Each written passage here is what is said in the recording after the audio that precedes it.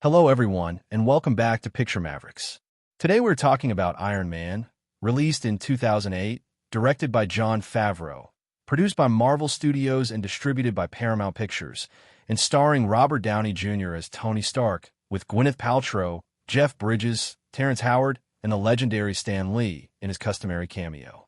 The film made over $585 million worldwide on a budget of $140 million, launched the Marvel Cinematic Universe, and gave Robert Downey Jr. one of the greatest career second acts in Hollywood history. Now, before we get into anything, let me tell you what Iron Man is actually about underneath the suits and the explosions and the absolutely magnetic performance at its center. Iron Man is about accountability. Not accountability in the dry corporate sense of the word, but the specific and deeply personal experience of a man who has spent his entire adult life building weapons, selling them, profiting from them, and carefully not thinking too hard about what happens after they leave his hands, being forced to look directly at the consequences of exactly that choice. Tony Stark does not become Iron Man because he is brave or noble or born to be a hero. He becomes Iron Man because a cave in Afghanistan showed him what his legacy actually looked like on the ground, and he could not unsee it. That is the film. Wrapped inside one of the most entertaining blockbusters of the last 20 years.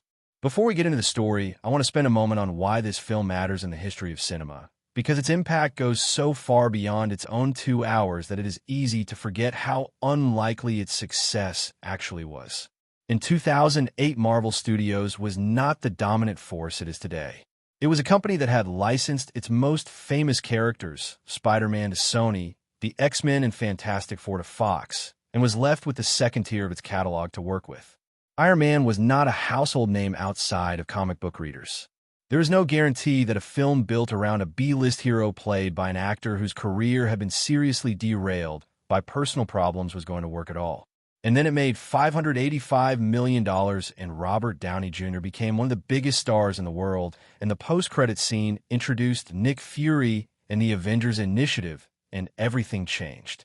The Marvel Cinematic Universe, which has since become the highest-grossing franchise in cinema history, exists because Iron Man worked, and Iron Man worked primarily because of one decision: casting Robert Downey Jr.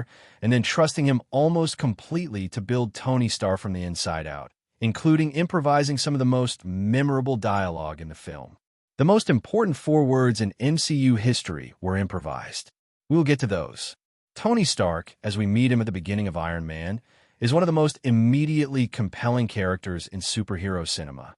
And the reason he is compelling rather than simply annoying, because on paper he should be annoying, is entirely down to how Downey plays him.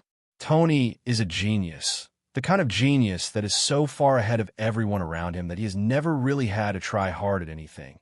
And the absence of genuine challenge has produced a man who is brilliant and funny and charismatic and also profoundly unserious about anything that matters. He runs Stark Industries, the weapons manufacturing company his father built, with the specific confidence of someone who has always been told he is exceptional and has never had a reason to doubt it. He parties constantly. He treats relationships as entertainment. He shows up late to his own award ceremonies and leaves early with women whose names he does not remember in the morning. And crucially, he does not think about where his weapons go after he sells them. He builds the best weapons in the world, the American military buys them, and what happens after that is somebody else's problem. Downey makes you like Tony despite all of this, through sheer force of charm and intelligence and the quality of his attention. Because even at his most careless, Tony Stark is the most interesting person in any room he walks into. And the film knows that before it can ask you to watch him change, it has to make you genuinely enjoy who he is at the start. Tony is captured in Afghanistan by a terrorist group called the 10 Rings while demonstrating a new weapons system. He is shot with shrapnel that lodges near his heart, and he wakes up in a cave with a car battery attached to an electromagnet, keeping the shrapnel from killing him. The 10 Rings want him to build them a Jericho missile, the most advanced weapon in Stark Industries' arsenal, and they're prepared to keep him alive just long enough for him to do it. And here is where the film makes its first genuinely smart choice, because the cave is not just a plot mechanism to get Tony from point A to point B, it is the most important classroom he has ever been in. In the cave, for the first time in his life, Tony Stark is completely without the resources that have always defined him. No money, no workshop, no team, no infrastructure, no name that opens doors. Just his brain and whatever he can salvage from a pile of weapons components, many of which are stamped with the Stark Industries logo. Those weapons got here somehow. They left Tony's factories and passed through multiple hands and ended up in a cave in Afghanistan pointing at their creator. And Tony, who has never had to think about that journey before, is now living inside it. The cave is where Tony's conscience wakes up, not through a speech or a revelation, but through the specific and undeniable experience of seeing exactly what he built and exactly where it ended up.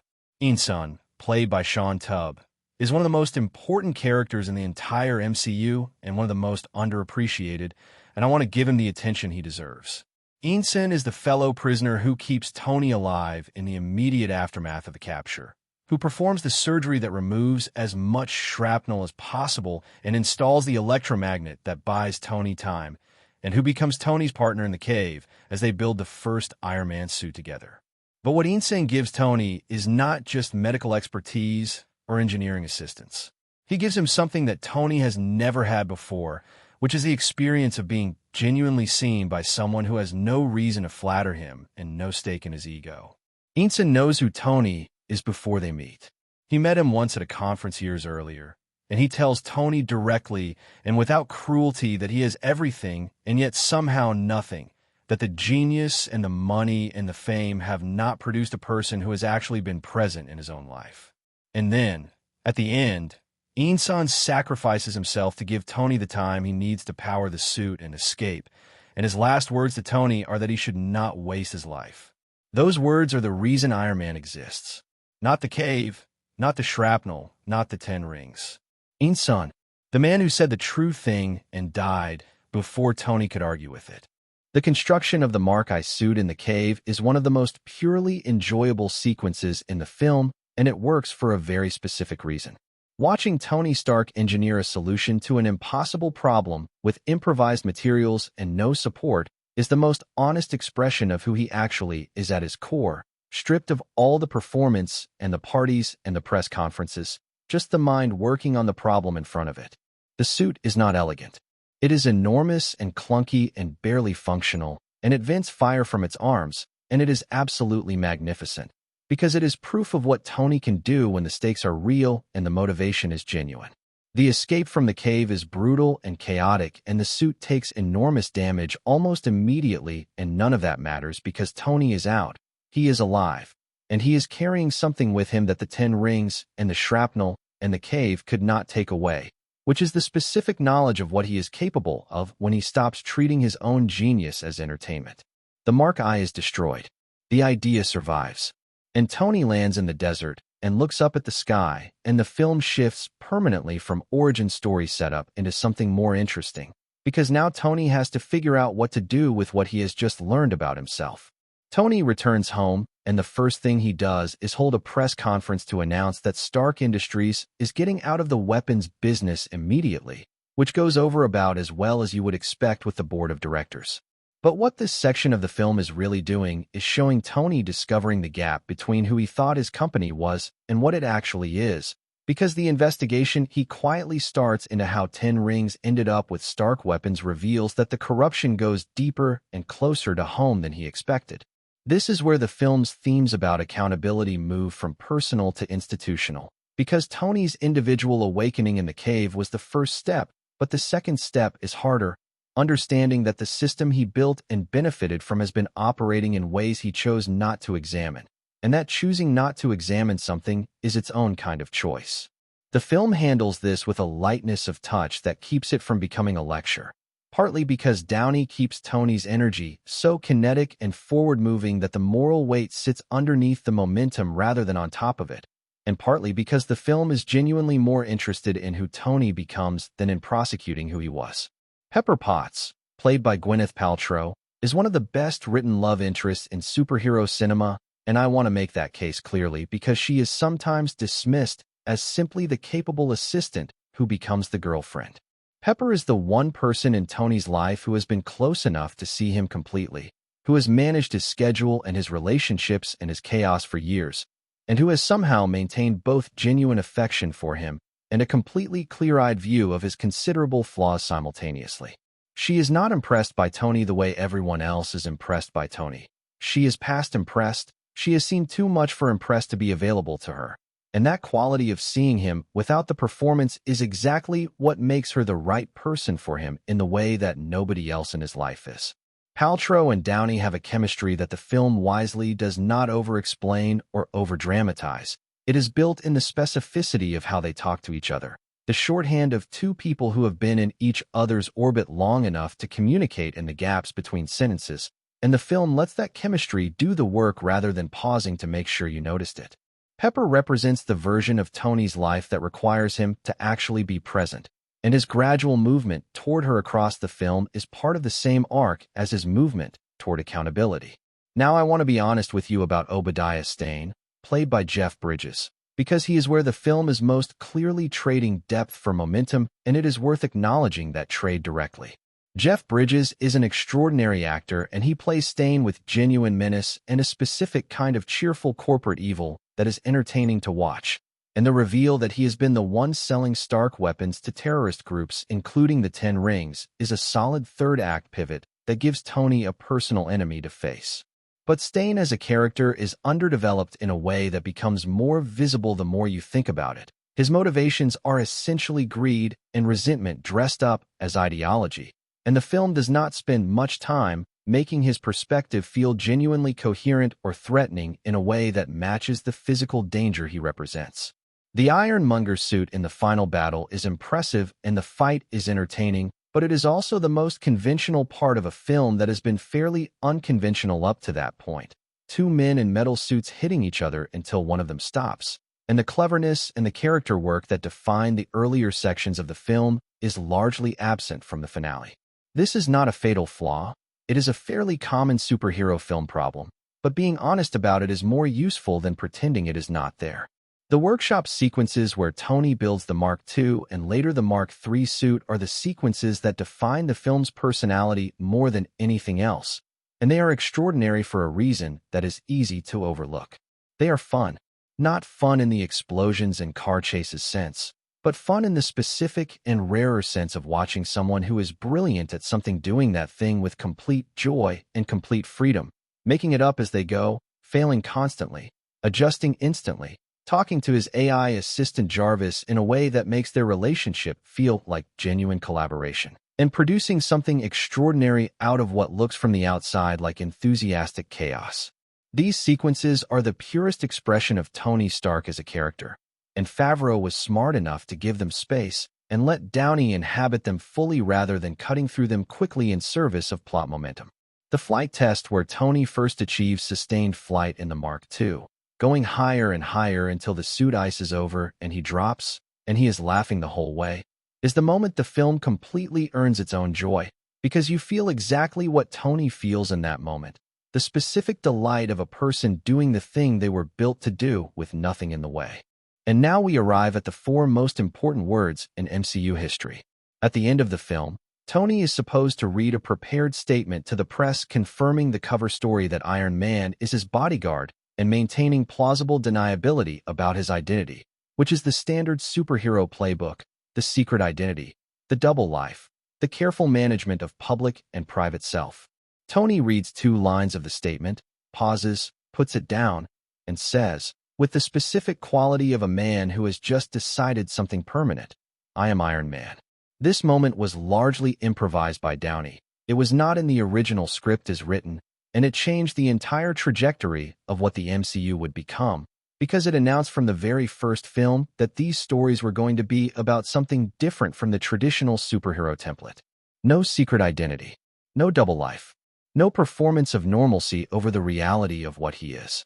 Tony Stark is Iron Man, and Iron Man is Tony Stark, and the accountability that began in a cave in Afghanistan extends all the way to a press conference in Malibu. The line works because of everything that came before it, because we understand that for Tony Stark, who has spent his whole life performing a version of himself that was always slightly less than the real thing, standing up and saying exactly what he is in front of the entire world, is the most genuinely brave thing he has done, more than the cave, more than the suit, more than the fight.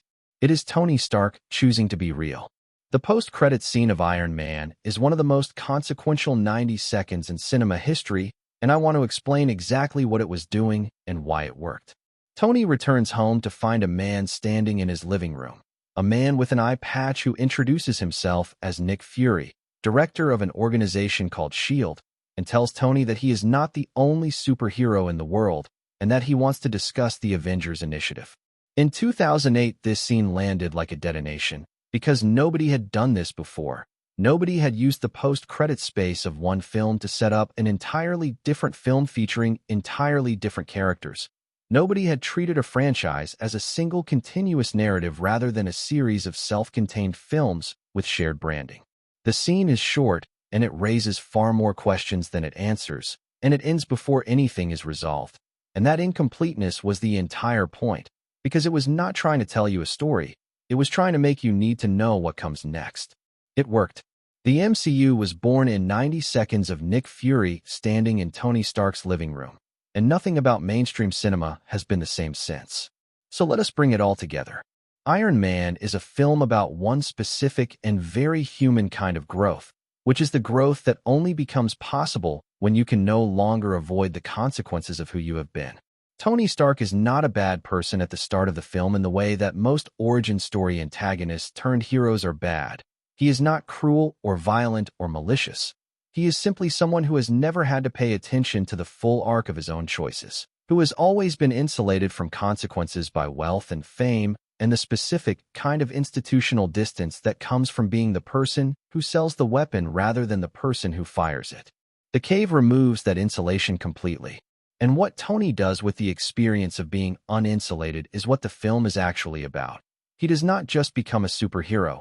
He becomes someone who accepts that what he builds and what he does with his capabilities is his responsibility from beginning to end, and that responsibility cannot be delegated or avoided or covered by a press statement. I Am Iron Man is the declaration of that acceptance, not just of the identity, but of everything the identity means. Now my honest take on Iron Man as a film. What it does brilliantly is Tony Stark himself. The character is one of the great protagonist constructions in blockbuster cinema, and Robert Downey Jr. is so perfectly cast that it is genuinely difficult to imagine the film existing with anyone else in the role. The cave sequences, the workshop sequences, and the final press conference are genuinely excellent filmmaking.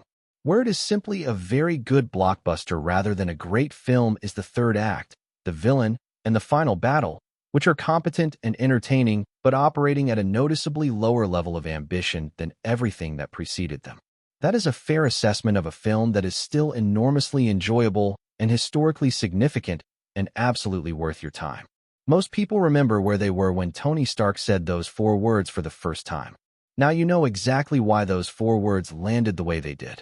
Thank you for watching Picture Mavericks. And if this breakdown gave you something new to think about, consider subscribing because we go deeper, so you do not have to. See you in the next one.